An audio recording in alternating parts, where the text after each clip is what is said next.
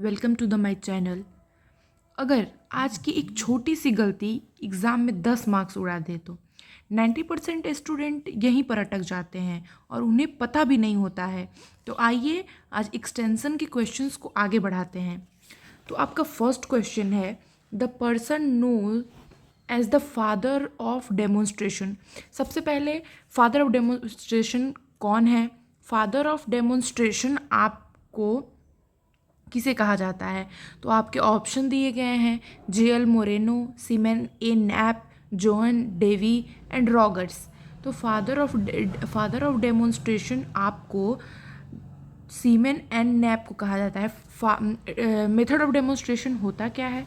Method of demonstration होता है कि आप सबसे पहले काम को, कोई भी वर्क होता है उसको पहले स्टडी करिए, स्टडी करने के बाद उसको इम्प्लीमेंट करिए कि उसका ऑब्जर्वेशन उसका क्या आता है। जैसे कि डेमोन्स्ट्रेशन मेथड कह सकते हैं हम कि डेमोन्स्ट्रेशन मेथड एक टीचिंग मेथड है जिसमें टीचर सिर्फ बोलता नहीं बल्कि करके दिखाता है ताकि स्टूडेंट देख भी पाएँ, समझ भी पाएँ और याद भी कर सके।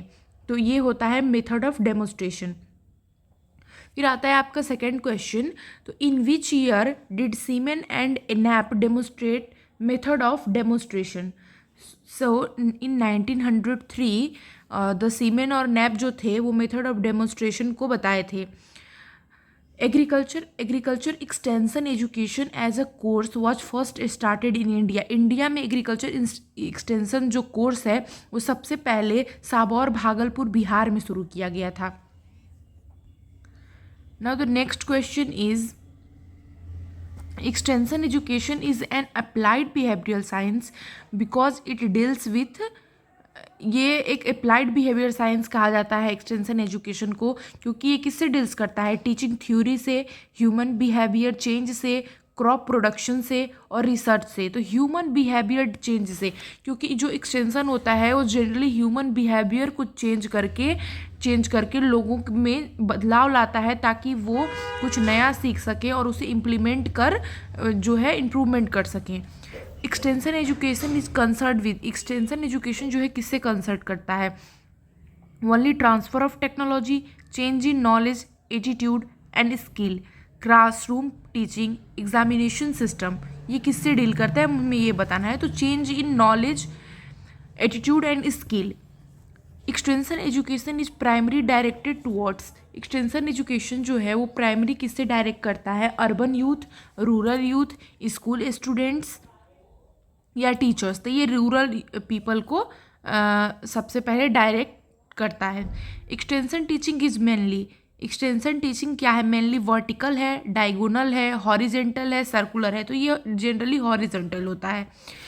इन extension education learning takes place mainly through, learning जो होता है एक्सटेंशन एजुकेशन में किसके थ्रू होता है? तो लेक्चर के थ्रू होता है, रीडिंग के थ्रू होता है, लर्निंग बाय डूइंग के थ्रू होता है या मेमोराइजेशन के थ्रू? लर्निंग बाय डूइंग, क्योंकि लोग सीखते हैं फिर उसको इम्प्लीमेंट करते हैं फिर उसका रिजल्ट डेमोन्स्ट्रेशन करते हैं।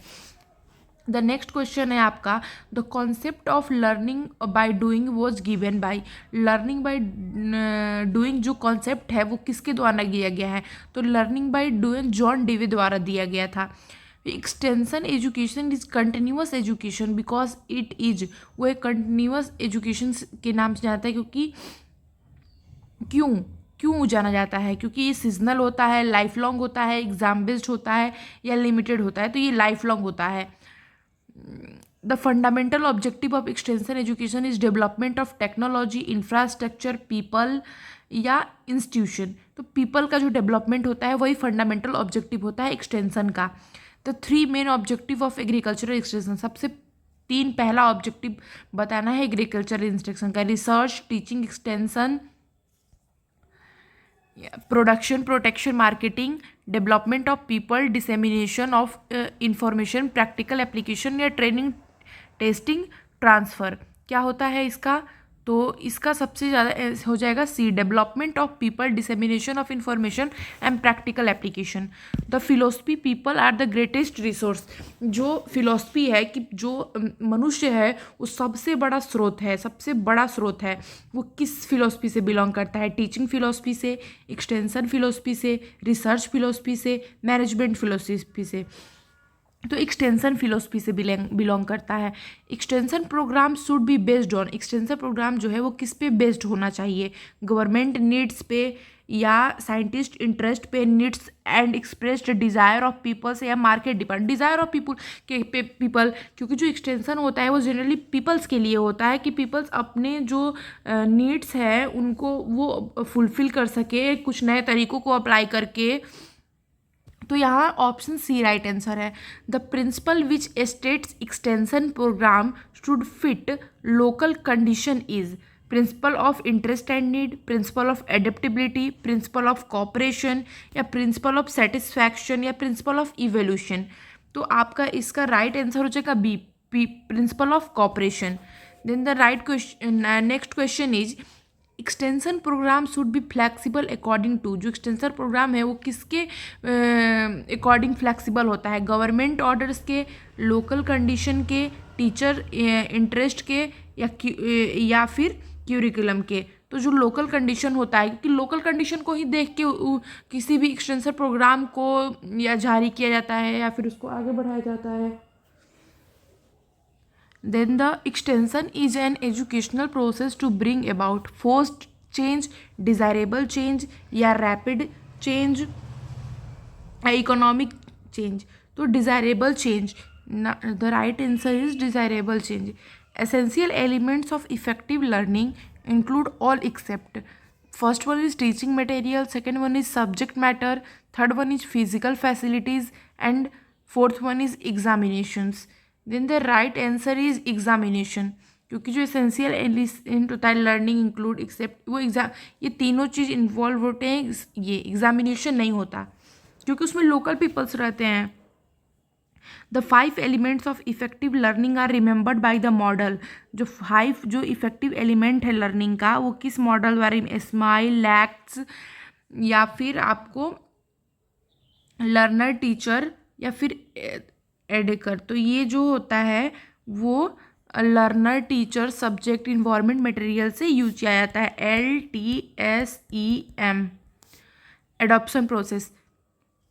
आज तो हम लोग बस 30 तक ही क्वेश्चन करते हैं। नेक्स्ट वीडियो में हम 31 से स्टार्ट करेंगे।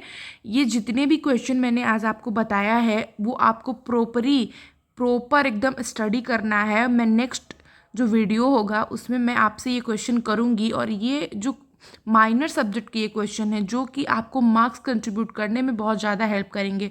तो इसको पढ़िए अच्छे से, और आगे जो भी प्रॉब्लम हो या फिर कुछ भी हो कमेंट बॉक्स में मुझे बताएं। Thank you.